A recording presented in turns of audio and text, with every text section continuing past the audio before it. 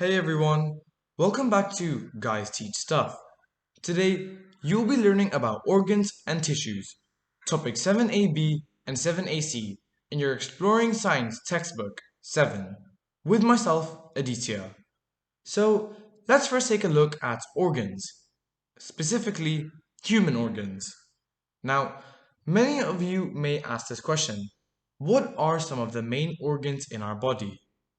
Well, the heart, intestines, stomach, lungs, and liver are all organs in our bodies. Every organ has an important job that we call a function.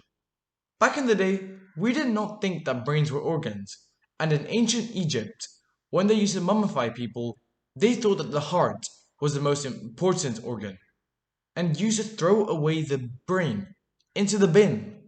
However, now we know that the brain is also an important organ and has a very crucial function in our body, and that is to control the body. We still preserve bodies today, but not by mummification. It is through another process where the body is preserved by treating it with plastic and where the skin is removed.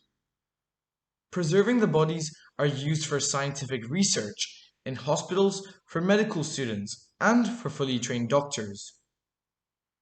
Here is a quick question, and I'll give you 5 seconds to think of your answer. Ready?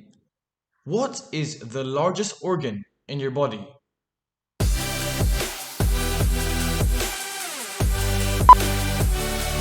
If you guess skin, you're correct. Your skin is used for protection and sensing things. Now, let's look at some other organs in our bodies. First, you have the windpipe, which is also known as the trachea. The main function of the windpipe is to carry air in and out of your lungs. Next, we have the lungs itself. The lungs' main function is to get the oxygen from the trachea into the blood for respiration purposes and to excrete carbon dioxide. The food pipe's main function, if you have not already guessed, is to, carry the food from your mouth to your stomach. Next, the heart's main function is very easy and is something you will probably already know. Their function is to pump blood. The diaphragm's function is to help with your breathing.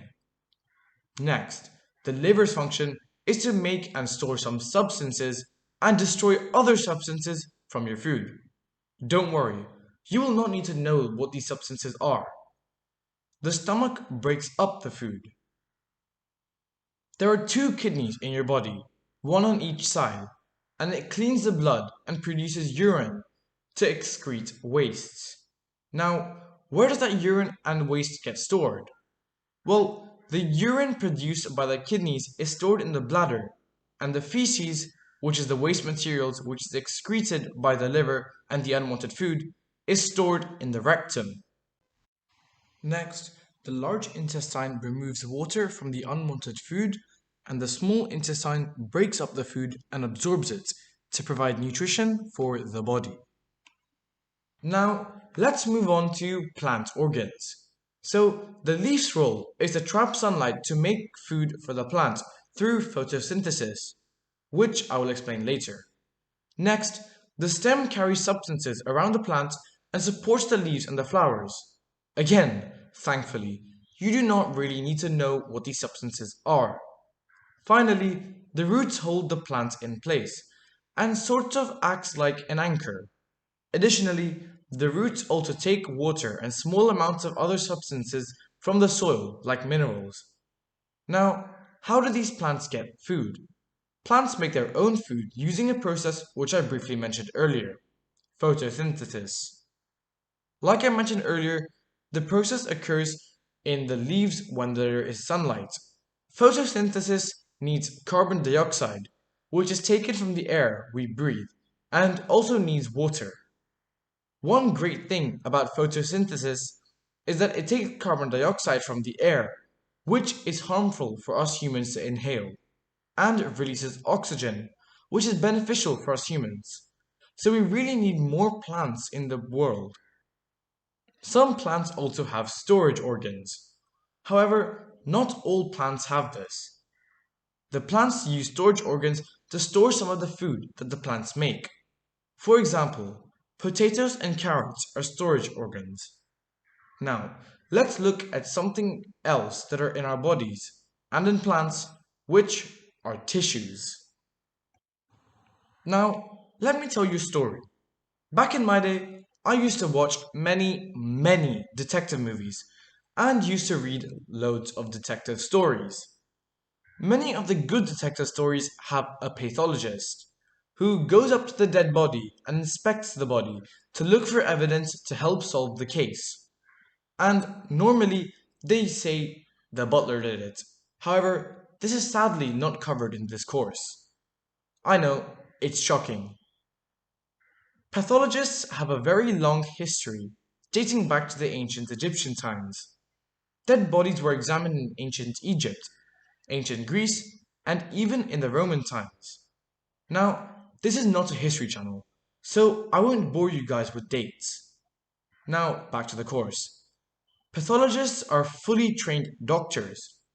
What they do is they examine a body from top to bottom, inside out, looking for changes to organs. One organ that they look at extremely carefully is the heart. A pathologist will look at a heart in very great detail because it is an extremely important organ as damage to it can cause death. And normally, if there is damage to the heart, it will most likely lead to death. I explained earlier that the heart's function is to pump blood around the body. What the blood actually does is that it carries oxygen and nutrients derived from the food to all the different parts of the body for them to use. This heart, oh wait, no shoot, I mean, this heart you can see has many different parts. The whiter parts are fat and the reddish parts you can see are muscle. These parts are also known as tissues. All organs are made up of multiple different tissues, and each tissue in an organ has a certain and specified function. For example, in the heart you can see the muscle tissue is the part that pumps the blood. The other tissue that I mentioned earlier, the fat tissue, helps protect the heart. Now, let's move on to plant tissues. Like I mentioned earlier, plants also have organs and are made out of multiple different tissues. Plants also have cells, and to see these cells, you need to use microscopes, which I've covered in a different video, and you can click the pop-out banner in the top right to see the in-depth video on cells and microscopes, topic 7AC and 7AD, or click the link in the description. Now, let's take a look at this image. This image is of a root hair tissue, and many roots, like this image, have hairs on the outside. The role of the root hair tissue is to help the roots take water out of the soil quickly. If you cut open a plant organ, you can see many more tissues. One cool thing is that you can actually see some of these tissues. For example, this carrot you can see has many different tissues. The tissue in the middle of the carrot is the carrot you can see right now. If you don't believe me, go to your fridge, take out a carrot and cut it along the length. You'll have some circles. The tissue in the middle of the circle you will see is the tissue called a xylem tissue. The main function of this xylem tissue is to carry water up from the roots, up the carrot into the rest of the plant. Now, let's take a look at this checklist. You should be able to identify and locate important plant and animal organs, and you should be able to describe the functions of them. You should also be able to describe what happens in photosynthesis. Additionally, you should be able to identify and recall the named tissues in human and plant organs, as well as being able to describe those functions. Thank you very much for watching Guys Teach Stuff. Please come back to this channel for more science videos that will be uploaded in the near future. Thank you, that's it from me, Aditya.